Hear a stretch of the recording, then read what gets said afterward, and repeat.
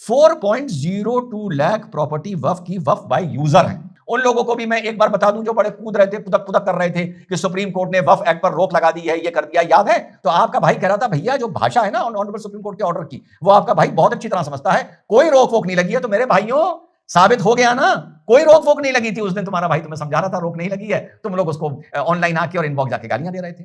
तो अब अगर एक प्रॉपर्टी वक्फ बाय यूजर है, अगर आपके पास ऐसा कागज नहीं है जिसने उसको वक्फ किया हो, बहुत अच्छी बात है, कोई प्रॉब्लम नहीं है।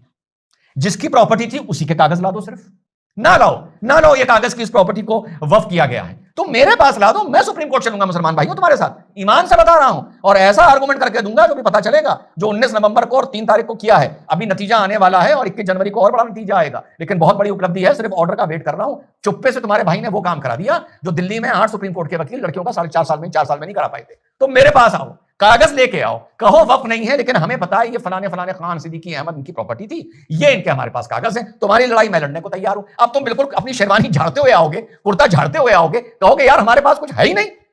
अबे तो ऐसे कैसे काम चलेगा भाई कि तुम्हारे पास कुछ है ही नहीं? अबे कुछ तो हो, कागज का टुकड़ा तो हो मेरे भाई। एक बात बताओ मेरे मुसलमान भाइयों, बहुत से लोगों के पास पुश्तैनी प्रॉपर्टीज हैं, हमारे पास भी हैं और लोगों के भी पास हैं। अभी लखनऊ में कब्रिस्तान को लेकर वक्फ के साथ एक बंदे का विवाद चल रहा है। विवाद यह चल रहा है कि वक्फ की प्रॉपर्टी उन्होंने किसी के नाम अलॉट कर दी, इंतजामिया कमेटी ने उस कब्रिस्तान के अलॉट कर दी कि साहब ये 600 स्क्वायर फीट की जमीन आपके लोग जब भविष्य में मरेंगे तो यहीं आके दफन होंगे। इस पर बवाल हो गया।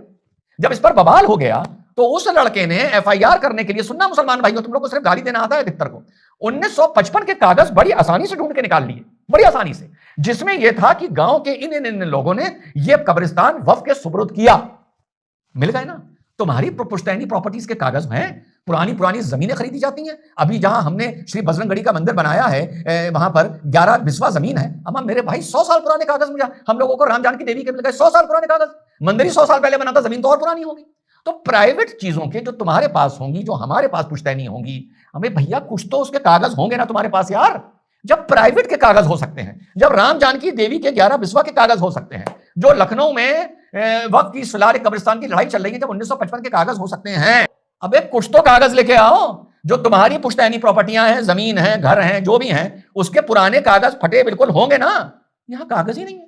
और चलते चलते एक बात बता दूं मेरे भाइयों, तुम्हारी जो ममता दीदी है ना, जो कहती थी वक्फ कानून वेस्ट बंगाल में इंप्लीमेंट नहीं होगा, गुलाठी मार गई हैं। हाँ, ममता दीदी ने साफ कह दिया है कि वो कानून वेस्ट बंगाल में भी इंप्लीमेंट होगा। और करीबन 80,000 या 82,000 प्रॉपर्टीज हैं वेस्ट बंगाल में वक्फ की, उनके लिए ममता दीदी ने भी तुम्हारे कह दिया है मेरे भाई कि इस सब का रजिस्ट्रेशन होना जरूरी है। तो एक और खबर लेते जाओ कि ममता दीदी भी वक्फ को लेकर गुलाठी मार गई।